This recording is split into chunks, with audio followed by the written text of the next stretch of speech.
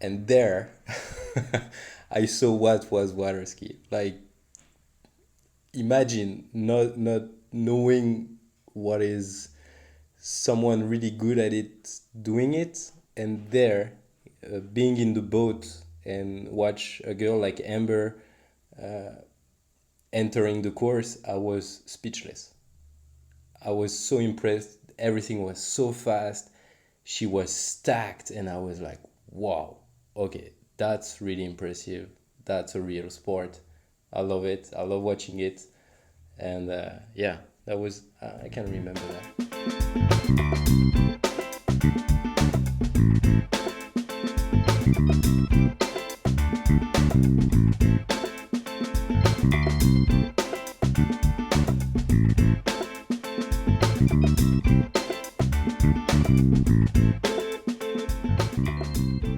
All right, everyone, welcome back or welcome to the Waterski podcast. This is Matteo, your host. And in this podcast, we just do a lot of interviews and we talk a lot about water skiing. That's the plan, that's the goal. Talking about skiing, growing the sport, getting people stoked about spending time on the water behind a boat. Simple as that. We tend to do it with voices in the sport. These are friends of mine, people that I respect in the sport, people that I encounter, anyone that has a lot to say about water skiing, essentially. And today is no short of that. Like, this is a person who has a lot to say about water skiing, despite is not a competitive skier that you see on rankings or you see on pro tours, but is someone you are familiar with through his work of promotion for skiing. His name is Gregoire Desfond, also known as Greg, and he's the man behind Waterski Nation. He's the man behind the Waterski Journal, who has had 2 issues. You'll be able to find links to those issues in the show notes. And he's also the man behind the Waterski Nation Tour, and soon to be the European Waterski Tour. If you haven't heard about any of these names, well, I don't know. Either you don't have internet at your house or you live under a rock. I don't know what your problem is. But jokes aside, like, Greg has been a very positive presence in terms of promoting the sport. And I was so stoked to connect with him through our friend Vincent Stadelbauer a couple of years ago, and got to know him better. However, I had no idea about his personal story in the sport.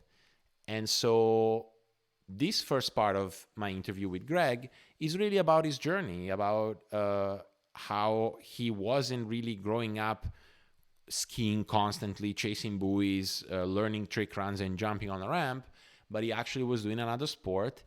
And thanks to a bit of family passion about it, but also, and primarily through his now wife, pro skier Amber Frank, he's now well deep into the bug of water skiing. So this first part is really about how his life brought him later on into becoming, well, super passionate about water skiing. I find this approach very healthy in terms of promotion, and that's what you'll hear more next week in part 2.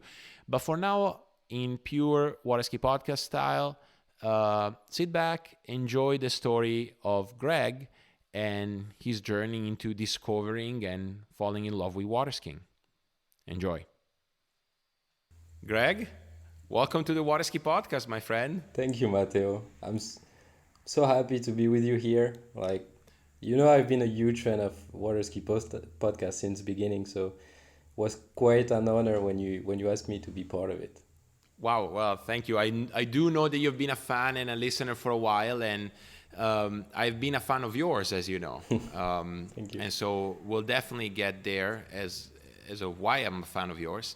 But as you know, in good old TWSP tradition, I have to ask you, which I honestly don't know the answer. Oh, really? You don't? I don't know how you got into water skiing. Okay. So tell me, how'd you get into water skiing? Well, it's interesting. I think I have a two-way getting into water ski because my family put me on a ski when I was quite young, actually, maybe before my 10 years old, I guess. They have a house in Bretagne. You know, I'm from France. Bretagne is at the west of France, nearby the Atlantic Ocean. And we had a boat over there, all the toys, you know, like tubes and stuff. And we had some skis, some water skis. So when I was young, the deal was if you get on the ski, you can have a ride on the tube. So obviously, with my cousin, we always wanted to ride the tubes. So we had to ski, and honestly, I was probably the only one to like enjoy more water skiing than tubing. So Okay. so but I think in a way it wasn't really water ski. You know, it was like in the deep ocean. Like the conditions were like terrible. The Right. boat was not a water ski boat, obviously, but yeah, I learned how to get up on those ski because I had two skis, obviously, to begin, and yeah, that's how I learned actually to get up on water skis. And the following, like the real entry for me into water ski world was with my beautiful wife Amber Frank. Obviously, she more famous than I am in water ski, and Amber bring me into the water ski world, and since then so I never looked back. But Oh yeah. I think the funny story is when I met Amber, and there are not a lot of people knowing that story, but so But before we get to the story, yeah, sorry to interrupt you. So are your parents water skiers? Like, is that why they had a boat and skis and yeah, tubes? Like, they do water ski. Like my father is a skier kind of. He free skis. He free skis okay. a lot with a slalom ski. He does some trick. He tricks also. Wow. I'm pretty sure he went to Swiss water ski resort like way back, like maybe 30 years ago, when he was Mm-hmm. Denise and everything. I didn't know water ski back then. I wasn't born actually, but but yeah, he does water ski. He usually goes on the river, the Seine, nearby Paris, with a friend of his, and I think he goes like 2 times a week to make a free ski set. To this day, like, still. Yeah, still does. That's awesome. Yeah. Doesn't enjoy the course or never tried it? I think he just doesn't have the opportunity to do it. So I think what he told me is someday he he stopped by a lake, couldn't tell you which one, and he saw the guy water ski. I think he was, yeah, I think the story is he was in this car driving to somewhere. He saw water ski lake and the guy water ski, so he was like, oh shit, I love it. So I'm gonna stop and ask if I can do a set. He went there and the guy was like, yeah, can you run the course? He was like, which course? I just know how Right. to water ski. And the guy was like, no, water ski slalom is around buoys. And he was, okay, I didn't know that. Can you explain me? So the guy explained what was slalom water ski. He was like, oh, okay, that's cool. Let's do it. And I think he went back and the guy told him, yeah, so the water ski is really happening in Florida. So if ever you get the chance to go there, you go to Swiss Water Ski Resort, beautiful place to hang out, have holidays, and I think he went there, and that's where he really learned how to slalom course. I think Uh-huh. he's able to make some buoys at probably 13. I think 55. Ah, no, hold on. So, like, 1355 you can ski. Yeah, yeah. I Wow, think that's crazy. That's yeah, good. yeah. That's pretty good. Yeah, it is. And yet, to this day, twice a week, he gets on the river and does some free skiing. Yeah, absolutely. That's pretty cool. That's pretty cool. Yeah. And I wonder, if almost like if that's how it should be, you know? Like I know Marcus has said it so many times, but like we shouldn't ski in the course every set. That's you true. know? So your dad exemplifies that. That's pretty awesome. Yeah, and he loves it. He loves it, and now that he knows that I water ski a lot, we have to look a lot of to talk about, obviously. Yeah, obviously. Did you watch the runoff last weekend? You know, awesome, awesome. So sorry to interrupt you. Let's get back to the second story. So how did you guys meet, you and Amber? Yeah, so I think yeah, I was 19 at the time, and a friend of ours invited me to have a drink in a bar in Paris, and she had in mind Amber was coming, and she wanted to introduce us. Like, that's funny afterward, but yeah, so I get there, and she was like, "Yeah, you're gonna see that girl. She's really cute, and she does a lot of sport like you do." Because at the time, maybe you don't know, but I was playing golf a lot of golf, until to turn pro actually. So I was really into sport, not water ski, but obviously people doing some sport, whatever it was, I was really interesting to hear the story and everything. And I didn't know what was the sport of Amber. And we started talking, and she mentioned water ski, but I didn't get it was her sport. I thought she was just saying that, oh yeah, water ski sometimes. And as I knew how to ride a mono ski, I thought I was better, because nobody know water ski in my world at the time. Nobody know what is water ski except at Club Med, for holidays. So I Right, was like, right. "Oh, okay, you do water ski. Can you start on two skis?" And she was, "Yeah, I do." And I was like, "Oh, okay, okay. Can you get out of the wakes? Can you turn?" And she looked at me like, "How drunk you are!" And I really didn't. I was serious. I really didn't think she really water ski. Right.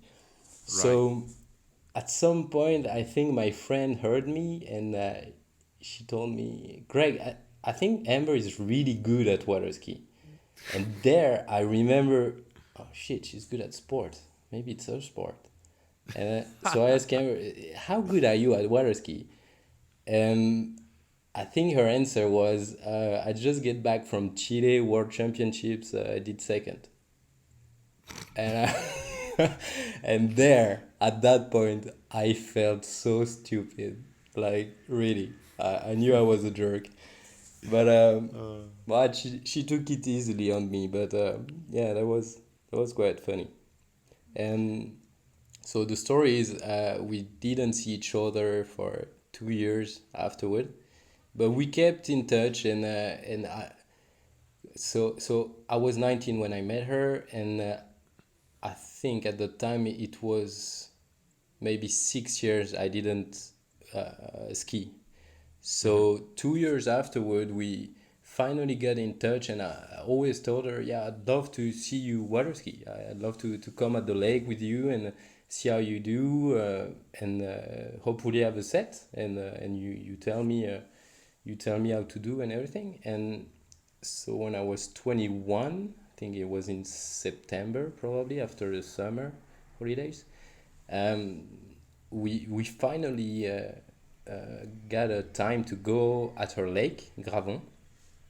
And so I went there, show up. There I saw she was good. Like, just the way she was hanging around on the lake, you can see who's good and who's not good. And obviously Amber was good. Yeah. And so she asked me, "Yeah, so you want to ski?" "Yeah, I want to ski." So she borrowed me a mono ski. She asked me first, "Can you get up on one ski?" Fair enough. Fair question. Fair Fair enough. question. Fair enough.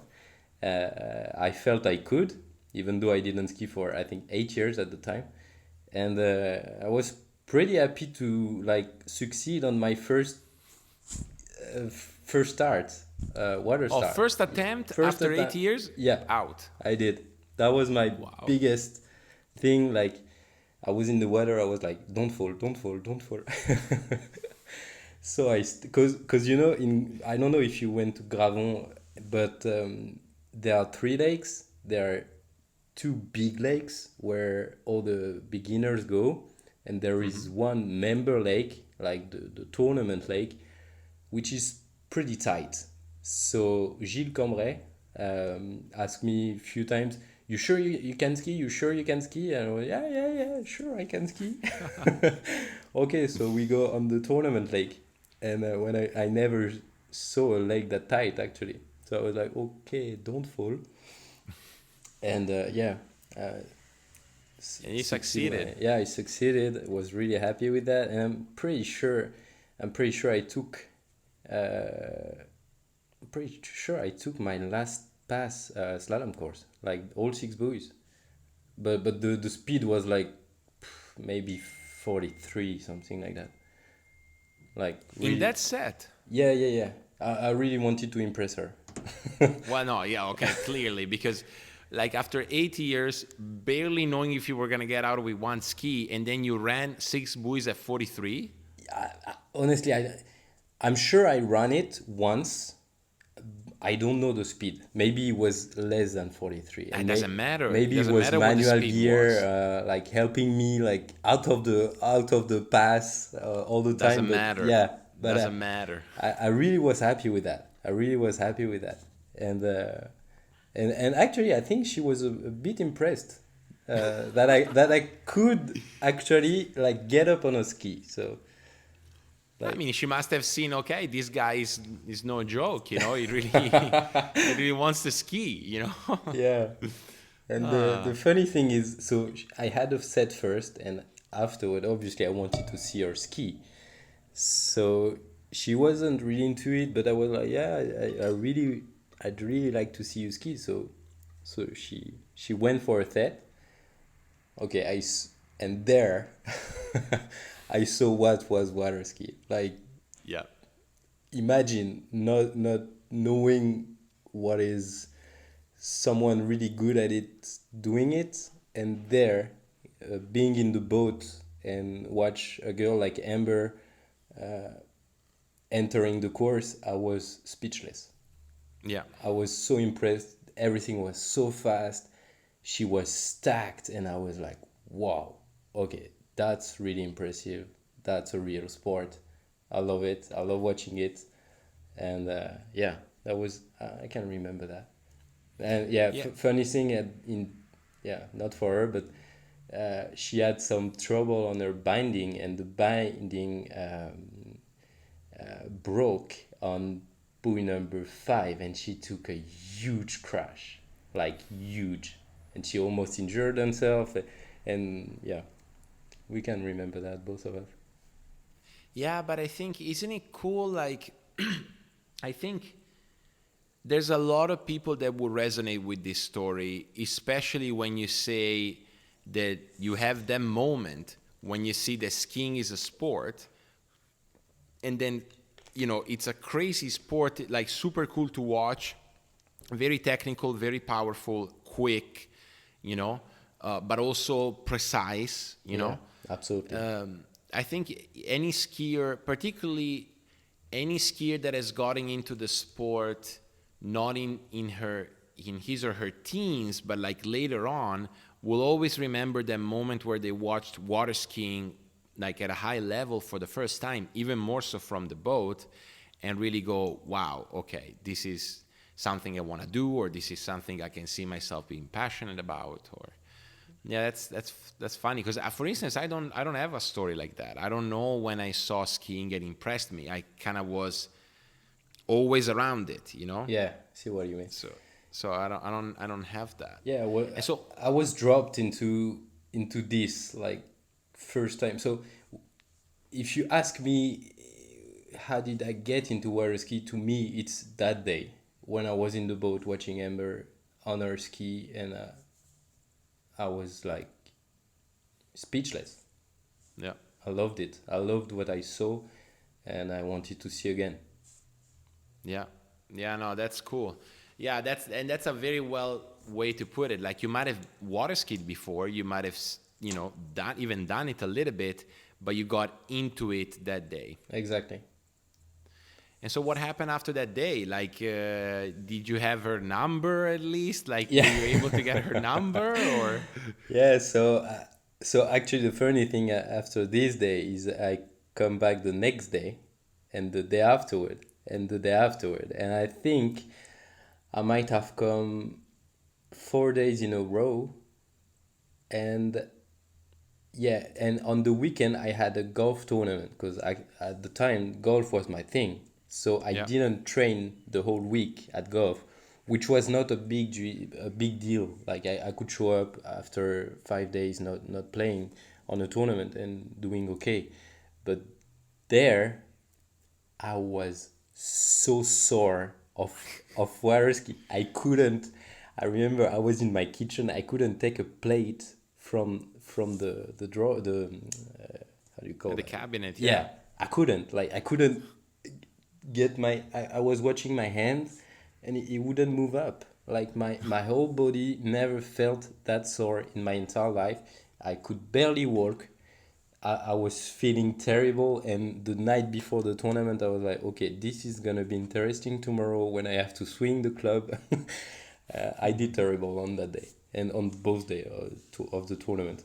Yeah. Yeah, not surprising, right? Especially when water skiing is a physical sport, but especially when your technique is not proper or you're just starting out, you're just using muscles that you shouldn't be using ever, Yeah.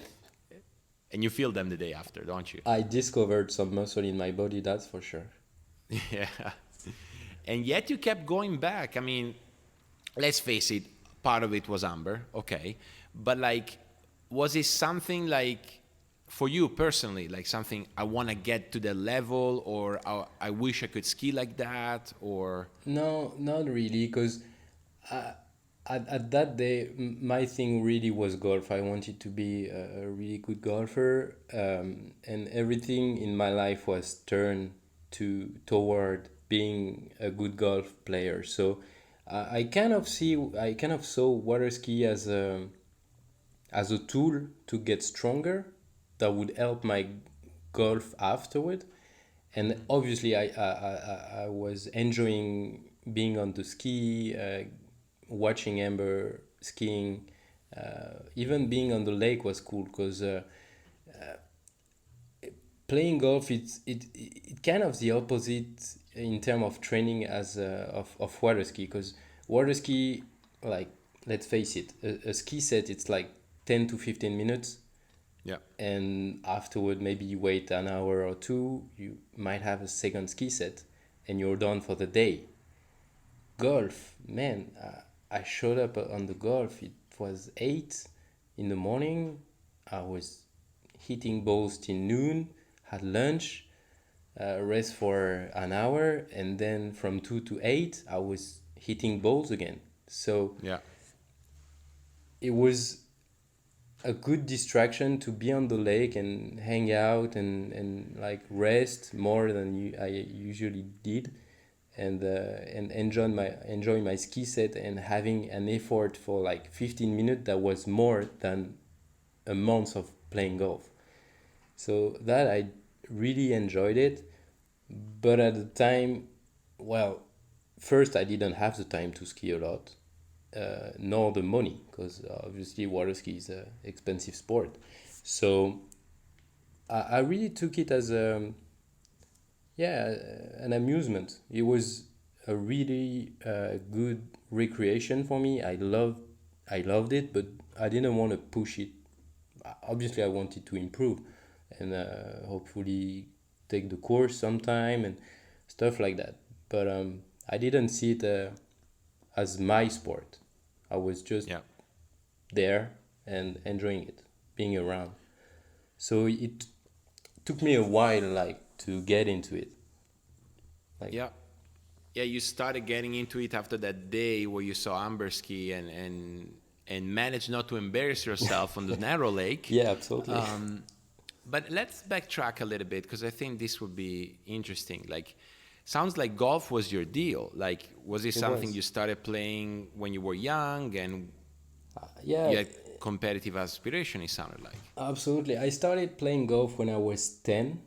My grandparents were playing, and it was in Bretagne, still during the summer. I was doing sailing since I can't remember. I was super young, and but the day I was 10, I think I was sailing in the morning, and my grandmother was playing golf in the afternoon, and she was like, "Do you want to come with me?" Yeah, sure. Okay, let's go. Let's go to golf.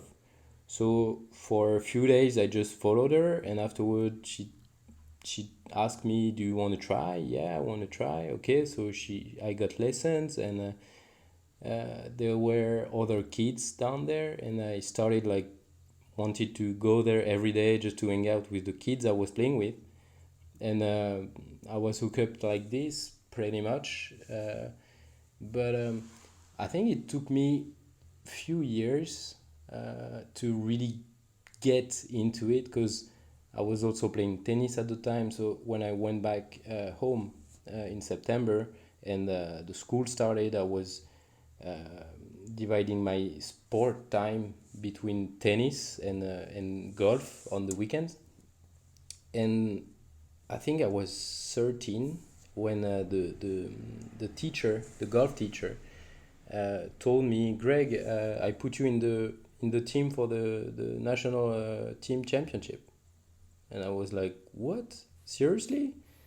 I barely had some tournaments in my background, so I had a handicap, a golf handicap, but that was like really poor, and I never saw myself as a good player. So I was like, okay, let's go, let's do this. It's gonna be fun. That's my first like French national. It was for junior, obviously, but it was nice to be part of it. I showed up at the golf course, and there I saw all the good kids, and I was like, whoa, I'm not part of them. That's for sure. Like, as I saw Amber on the lake, you can recognize who is good just the way they behave around, like on their field. And I felt like a stranger on the golf course, and I think I ended up. It was a 3 days tournament. I think I ended up last, or maybe yeah, two spots before being last, something like that. And there, that's the point that I told myself, okay, I want to be good. I'm gonna train. I'm gonna come back, and hopefully I'm gonna do better. And the cool story behind that is I started training more than all the other kids in my golf club, and I think 4 years afterward, yeah, I was 17. That was my last year being a junior, my last shot for this particular tournament, which is a team. So as an individual, you don't really get a credit, but your score individual gets in your team score, so you can like see where you are. And I think I ended up second or third individual. So Wow. so that was a, and there were at the time there were some really good kids in those teams, junior teams. uh, and I afterward I didn't stop on that quite achievement for me. I was really pleased with that, but I wanted to continue, and I continued working to progress, hopefully turn pro. It didn't happen because at some point I had to choose between studying and playing golf, and I chose studying. But also I think at some point I realized I might didn't have the either capacities or like the willing to put the work needed to really be at the top, because abilities, I think you can create them. I know some guys I was playing with at the time. I was better than them, and now some of them are on the tour, and I'm so happy for them. But when I see what they had to been through, I mean, I'm so like impressed by their by what they did. but I'm not sure I was willing to give up on so many things to get there. So it's So okay. that's a very strong realization, and I think one that, I mean, maybe I'm wrong, but I feel that if you speak to your wife, she might be able to tell you some of the things she had to sacrifice to get to the level she's at, Yeah, right? I know. So I think it's, like, we speak a lot about talent, but I think that a talent in itself is the ability to sacrifice, like to sustain, the lonely days, the rain, Yeah, the especially whatever. Amber actually, because I learned her background afterward, like talking with her, and she told me, and she's not the one to told me her story, but she I, she started skiing quite late compared to the other girls. I think she really started water ski when she was 10 or 11, and that was old compared to the others.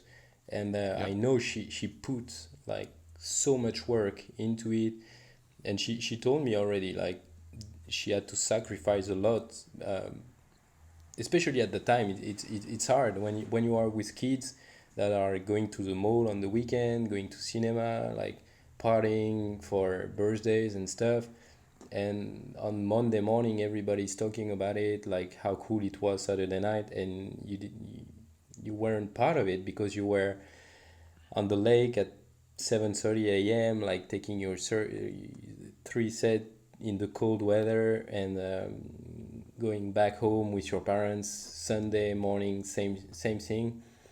Yep. You have to really want to go there, like, and I'm really impressed with Amber, of course, but all the sports guy in every field that are willing to dedicate that much on the long run. Because I was willing to dedicate it when I was young also, but on the long run, I, I I didn't do it. Yep. Yeah, no, it's a strong commitment, like it's a time commitment, it's a family commitment, it's a money commitment. Yeah, There's a lot that goes into that, the sacrifice. Honestly, in the ambition to something that, for as much as you put all those things, might never happen. yeah, Let's face it. So, it's supposed to happen because you put that much work and time and resources, but will it actually happen? Who knows? But that's a fun thing about sports, yeah. right?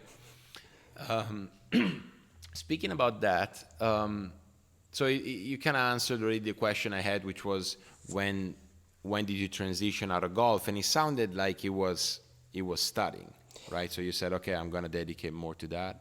Yeah, absolutely. So it was a smooth transition actually, because in France we have what we call baccalaureate, happens at you're 18 more or less, and my parents, they were so supportive for everything. Like I really had the chance to have parents that were pushing me in what I do, but not over pushing. Like they didn't drive me into golf because they wanted to be golf player or whatever. They were like, Hmm. okay, you like golf, you want to be good, that's what you want to do, so do it right, and do it, and we'll put everything we can to help you out with it. So I cannot count the times like my dad woke up at 5 in the morning to drive me 1 hour and a half away from home on a Saturday morning, raining, just to drop me at the golf club, waiting for 5 hours in his car or at the clubhouse with a book, and driving me back home afterwards. So I really had that chance. And when it came to, okay, so now you're gonna have the baccalaureate. What do you want to do next? And at the time, I told you I really wanted to be a golf player, and I was like, okay, I want to be pro golf player, but I don't want to quit studying. So what can I do? Obviously, in France we don't have the American way of studying that is the best according to myself, but that's personal opinion. But that allowed you to really push both education and sport if you're into a sport and you choose a university that have a good golf team or water ski team or football team, whatever. So I went to La Sorbonne to start my law education because I thought university wouldn't take me too much time to succeed into study and would allow me to still train a lot and play golf as much as I wanted. It happened, it didn't went that way. Yeah. Because first of all, I was raised nearby Paris, but not in Paris. And when I went to La Sorbonne, I went to Paris and started to discover nightclubs, hang out with friends, which I didn't do a lot before, except from golf friends. So I was kind of lost for 2 years. Yeah. So I was keep playing golf, but not as hard as I should. I was keep going at the university, but not enough. I started to work aside, and I started to to enjoy my life in Paris, and I discovered new stuff that weren't like sport oriented, and I started to work also. So it was probably too much to be really good on one thing that I wanted to be golf at first, and I was okay with that afterward. I was okay because as I told you, I saw my other friends like focusing on it, and I was like, yeah, okay, I'm fine with what I'm doing right now. So for 2 years, I was studying law, and after 2 years, I was like, okay, it's been 2 years. I went out a lot, not playing golf a lot no more. What should I do now? And I talked with my mother, which always was a good, she, how to say it? Like a mentor almost. Yeah. She knows what is good for me, but she doesn't drive me to it. Like she doesn't push me, as I told. We talk and we decide. And I was like, I'm working pretty good right now. Should I stop, like quit education and start focusing on that work? And she was like, no, I think you're not too young, but you still have something to do in education, more or less. But what do you want to do? And I was like, I don't know. I honestly don't know. And she was like, okay, let's get you to a business school.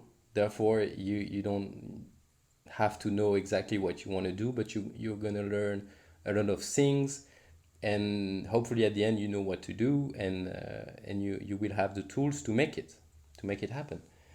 And the only thing I was not too into it's because it was really expensive, and I didn't want them to pay for so much money. But she didn't listen to that, and she told me, okay, I got you three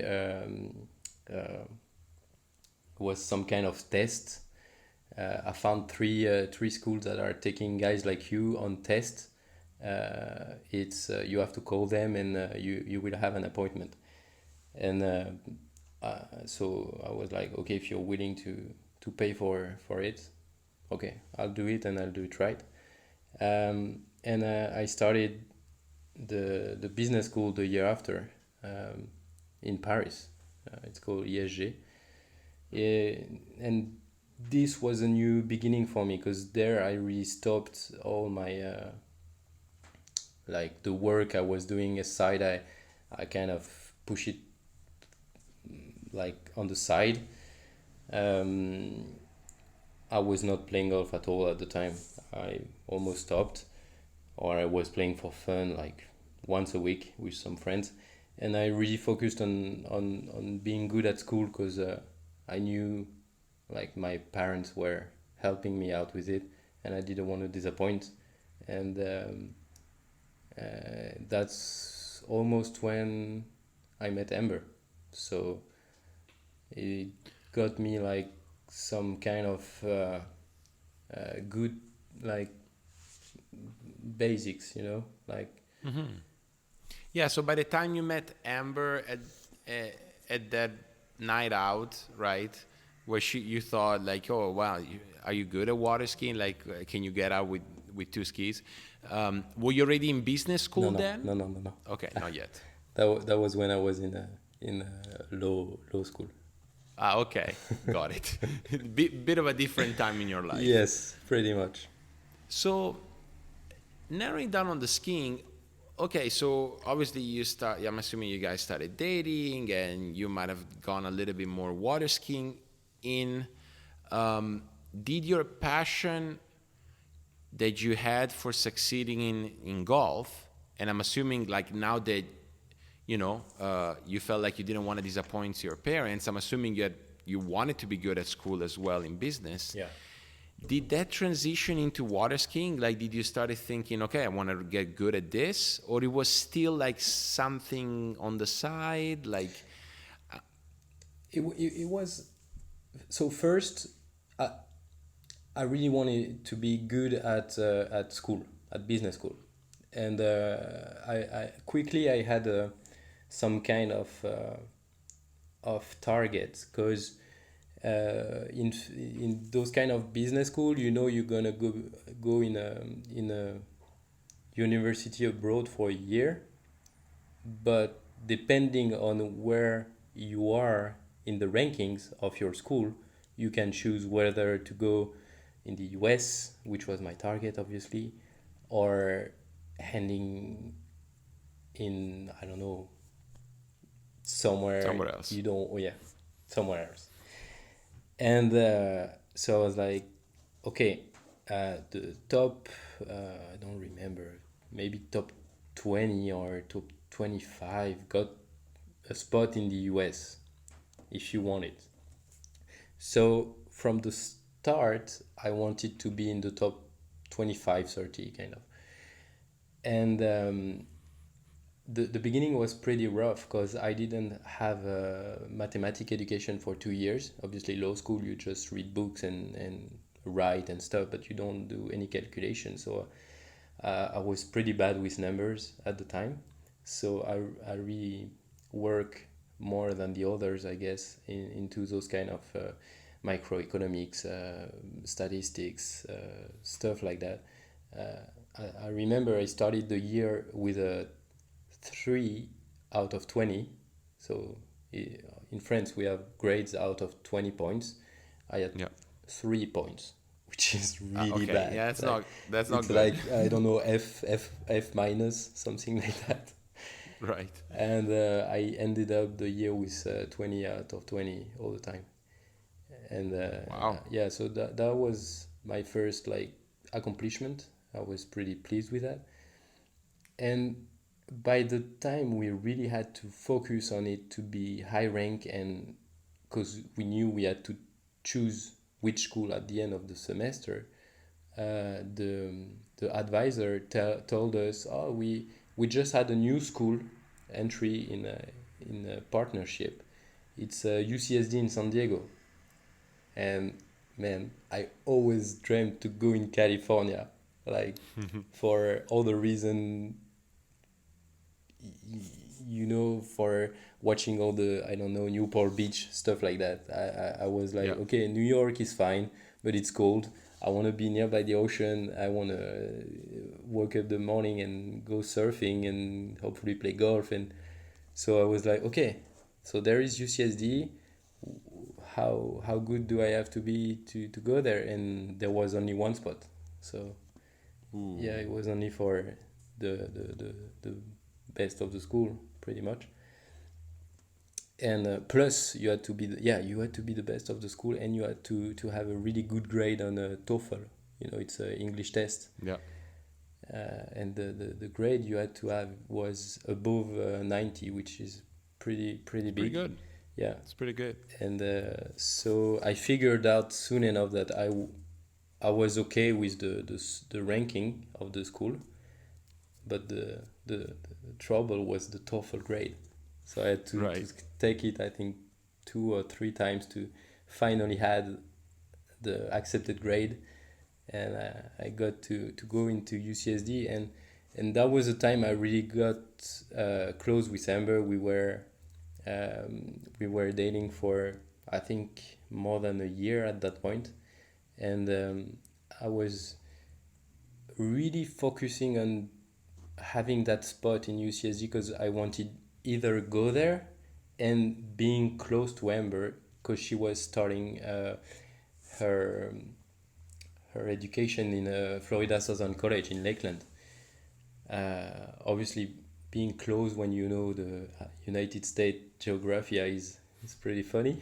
But at Right. the time, I didn't know that California was like 5 hours flight from Florida. So I thought I could meet her over the weekend, like driving on the Friday night and go back on Sunday night. Obviously, when I took the iPhone and checked the the route, The distance. yeah, the distance, it was like 25 hours driving, and I was like, oh, Might as well stay in yeah, Paris, you know? I might have misjudged this thing, but anyway, I got there, so I was really happy. So you did spend a year in US in San Diego. Yes, I did. It was and there we're gonna start to talk about water ski. Okay. Well, hey, how about we take a break and then we get into the ski Yeah, story? sure. Let's do it. All right. So this is where Greg and I took a little break. We had a long conversation, so we needed a couple of breaks. I'll take the opportunity to let you know that this episode of the Waterski podcast is brought to you by the Flowpoint Method. Flowpoint Method is the online waterski training program developed by Jenny LeBeau and Marcus Brown, one of the guests of this show. Now, I promised I was going to say a couple of things about Jenny as well. I still don't have jokes ready, but what I can tell you is one novelty with the program. So Marcus and Jenny are accompanying to the program a podcast, a video podcast, where they basically interview skiers and other people in the sport, providing good and additional basically coaching and tips about skiing. I'm sure some of it will be also about strength and conditioning and nutrition, mindset, all the things that this holistic program covers. Now, Marcus phoned me up a few days ago and we recorded one about technique. I know there's a lot of you that have been asking me to talk about technique and water skiing, and I'm glad that Marcus gave me the venue to just have a cool discussion about one aspect of water ski technique that I'll be really focusing on this year, especially. So if you're interested more about it, you can look up Flowpoint Method podcast on YouTube, or I provided a link in the show notes. But if this video, if anything that you see that is available about Flowpoint Method makes you want to join the program, I really think is for the best of your skiing experience, honestly. If you want to check it out, they have a 3-day free trial, and you can find it by going to the waterskipodcast.com/flowpointmethod, one word, or you can click in the link in the show notes. Again, the waterskipodcast.com/flowpointmethod. Back to the interview. All right, Greg. So we just came back from a little break. And before this break, you told me that once you finally made it to San Diego, basically that's where your water ski journey started. But I'm a little bit confused because you didn't really go there for skiing. You said, you thought you were going to meet Amber, but you were on the opposite side of the country. Yeah. So how did San Diego translate it into you becoming really into water skiing? So I got in San Diego in 2014, I think, yeah, 2014. And by the time I was already skiing a bit more than at the beginnings. First of all, my father-in-law, who is incredible with me, gave me my first water ski. Can remember it. It was a Radar Strada, and I was so pumped to have my own ski. Like I found some old HO animal binding in the front. I think I ordered a rear binding, a Wiley. I still have that. Anyway, and so having my own gear, I was more into it. I was like, okay, now I'm not into golf anymore, and water ski is really cool. I was hanging out a lot with Amber at the lake and trying to ski more already in France. So I was maybe doing, yeah, one set per week, something like that. I couldn't afford to do more, but it was still something. So I went in San Diego in February, I think, or January. And before going there, it was my first trip to the US. Amber was already living in Lakeland. So we arranged that I would stay 2 or 3 weeks in Lakeland with her. And she told me, yeah, grab your ski and you'll ski in Florida. You'll see it's so easy to ski in Florida. I was like, okay, cool, perfect. So I packed my bag for a year and Right. I had my ski and my golf clubs in my bag. So Amber was kind enough to come pick me up in Paris. So she was in Florida on the Friday evening. She arrived on Saturday morning in Paris. We spent the weekend at her place, yeah, at her parents' place, and we flew in Florida on the Monday. So she basically came pick me up. Seriously. That's really good. Yeah. Um, so I remember that was my dream to go there, to go in the US, especially for studying. But like I can remember uh, my first time at the Mako Airport in Orlando. I was like watching everything like I was a kid. I was like, Right, wow, right. this is the US. Everything's so big. Everything's so cool. Uh, Amber had a huge 4x4 at the time, so I was like, your car is so badass. I love it. We drove to Lakeland, which is like an hour and a half from the airport.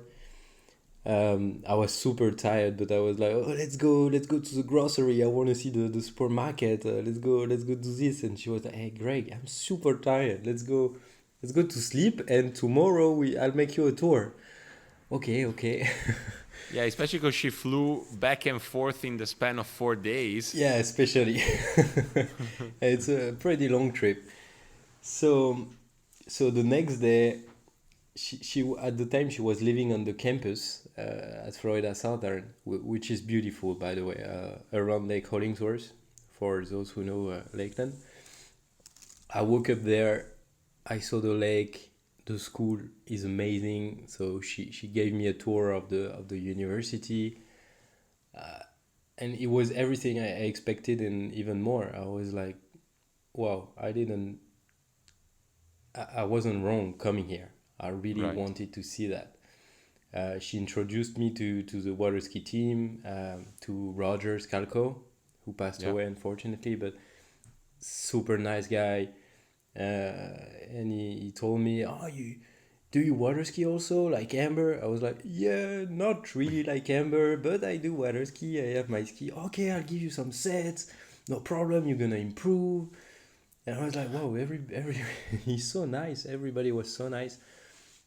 So yeah, my first 2 days were basically following Amber on her daily life over there in the US. And as you know, she's a top athlete, so she had to train a lot. So she had to do a lot of sets, and I was in the boat watching her all the time. I loved it.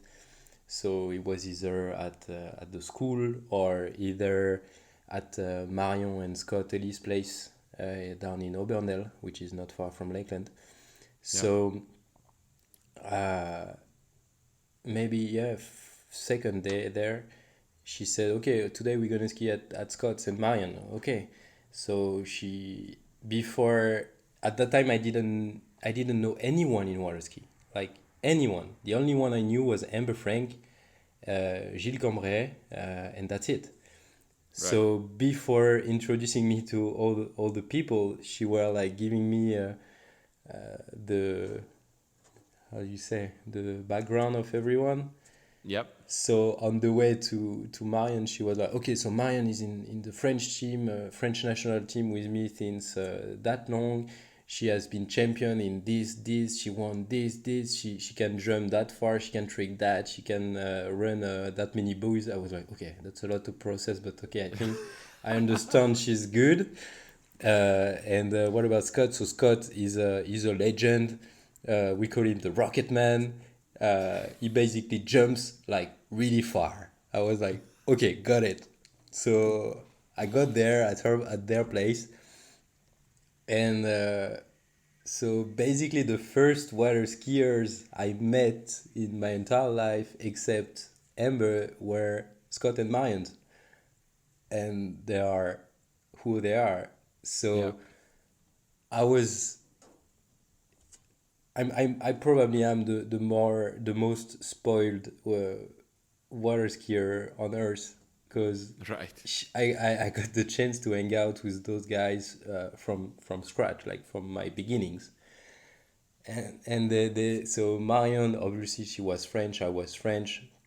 I didn't speak that good English at the time. Obviously I could speak, but it was more convenient for me to speak in French than in English. So I was uh, I was with Marion. She was like, "Oh, do you want to ski? Yeah, I want to ski. Okay, let's go."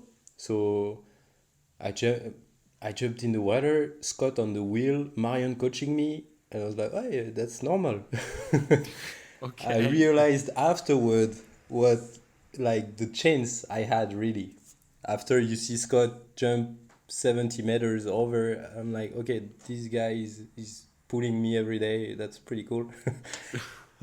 And so Marianne was she really was she was so nice with me in the boat because she really was coaching me like if I was skiing good, like, or if I want she understood I want to ski good, and she really was putting effort to be like super pro in her coaching, even though at the time I couldn't run. I think I don't know, I probably I was stuck into 46 kilometers, but Yeah. she was like after every pass, okay, try this is good, this is less good, try this, focus on that.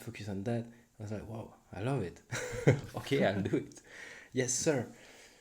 So I started water ski on their lake in Oberndale with them, and pretty soon I got dropped into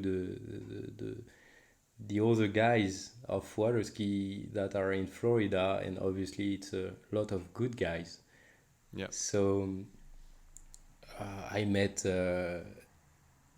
first. I think I met all the French guys down there. So Thibaut Dayan, guys like that.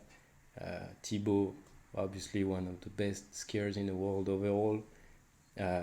Always was super nice with me, trying to help me out with my skiing. I could jump in the boat and watch him, and this is pretty something, like, because basically at the time I knew only slalom, and then with Thibaut and obviously Scott, I got into watching jumps, like far jumps, and Yeah. tricking. Like when you watch Thibaut on a trick ski set, this is really something. Like the guy is flipping around like every 2 seconds.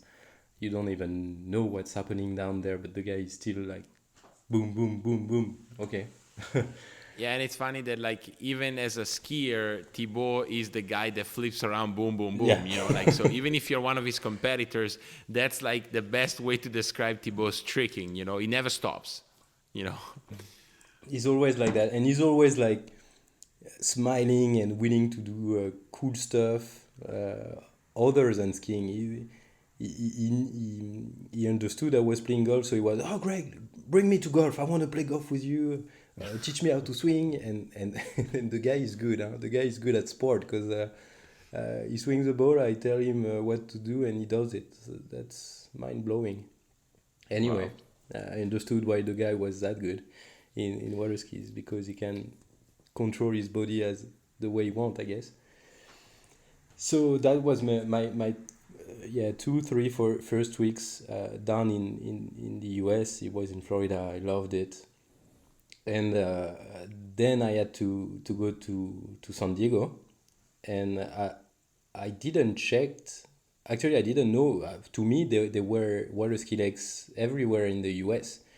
So I went there with my water ski, thinking I could ski there. Yeah. And unfortunately, I couldn't because there was no. The first lake down there was in El Centro, which is 2 hours. I think there were nationals there 2 years ago, 3 years ago. It's a super nice lake, but it's super far from where I was living, and I understood quickly that okay, it was nice to be in San Diego and everything, but I had to study now because Right. it was so I was majoring in finance, so there was numbers, everything in English. When you never had a lesson in English, I can tell you that the 2 first weeks were pretty hard.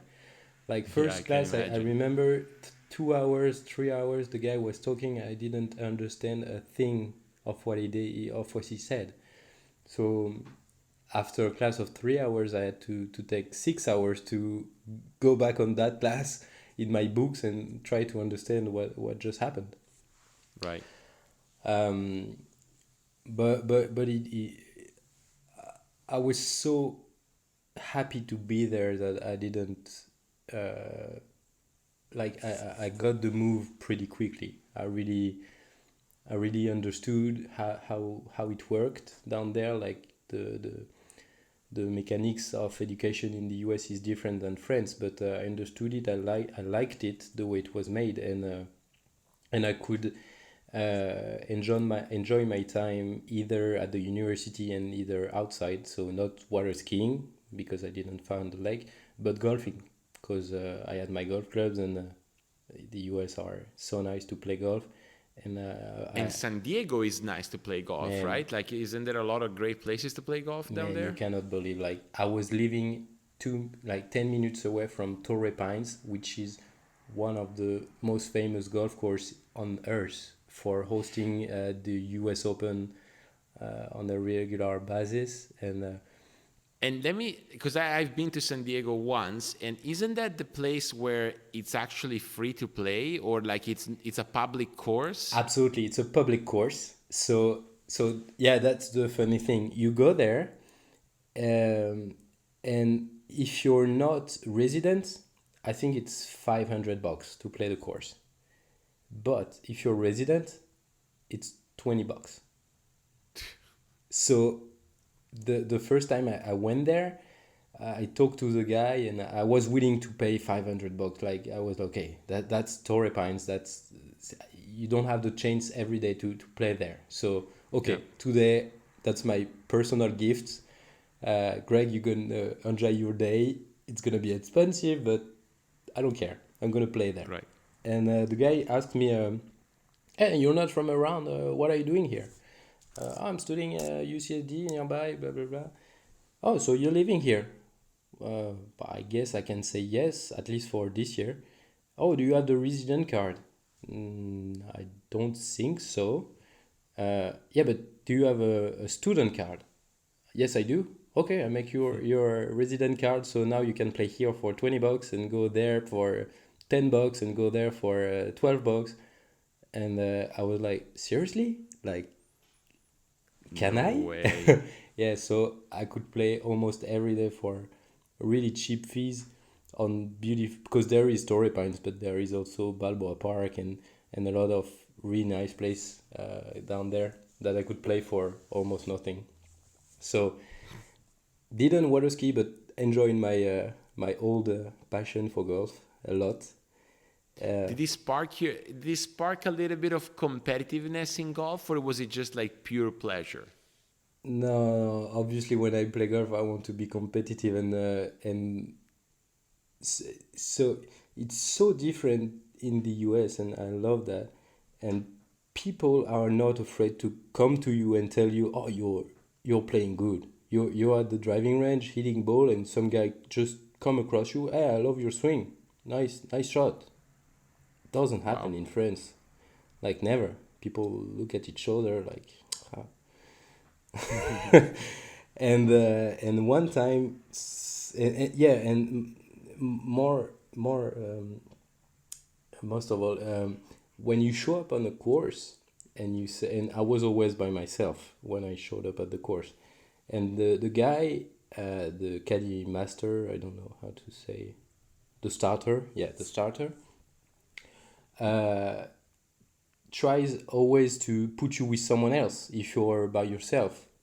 So he's always asking you, do you want to play by yourself or do you want to join some other gentleman? I was like, sure, I'd like to play with someone else if I can. And one day, he put me in a game with a pro from the web.com, which was the second division of the pro tour in the US. And the director of the Hilton Hotel that was on the golf course, and the ex-director of Balboa Park, which was a really famous golf course down in San Diego downtown, nearby the zoo. So I ended up in this great game with three guys that were playing really good, especially the pro. And after 2 holes, I still was playing good at the time. After 2 holes, the two guys, like the director and the ex-director of the golf course, starting betting on us. And so one guy, I think he was, yeah, the Hilton guy said, okay, I'm betting $20 on the pro. I don't remember his name. And the other was like, no, I'm sure the kid can have him. So $20. So he came to me, hey, you better play good now. I have $20 on you now. I was like, okay. Oops. Oops. And I ended up win on the last hole with a really good shot.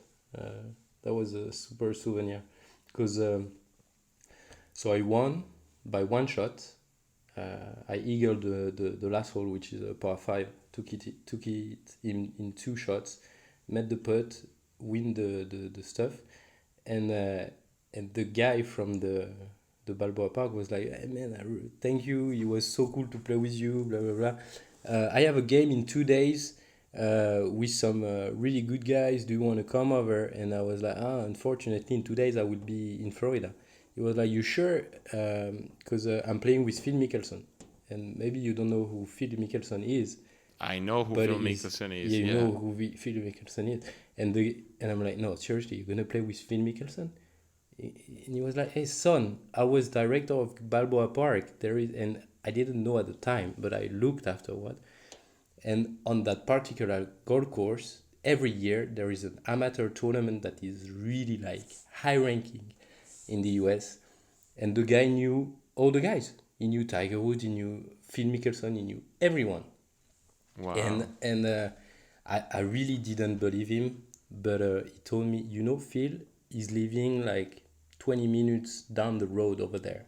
He's from San Diego, and that's true. I looked afterward.